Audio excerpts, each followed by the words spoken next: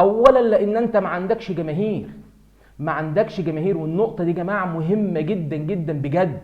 انت النهارده بتدخل الاستاد بتلاقي 5000 10000 متفرج، 10000 بيشجعوا، صوتهم مش مسموع. انا يا جماعه شفت في اليمن اللي فيها حرب وفيها مشاكل والدنيا خربانه عندهم هناك، كان في نهائي عندهم ديربي عندهم 50000 متفرج يا جماعه جوه الاستاد. 50000 متفرج. انا متاكد وعارف ان الدوله المصريه تقدر ان هي تامن الماتشات، لان انت النهارده الكوره دي يا جماعه قوه ناعمه، الكوره دي قوه ناعمه. انت النهارده لو ما استغلتش الصناعه دي لا يبقى في مشكله. فانت النهارده مضطر ان انت لازم تدخل اعداد كبيره جدا من الجماهير، علشان اللعيبه دي مش هتتظبط ومش هتلعب كوره غير لما تتحط تحت ضغط.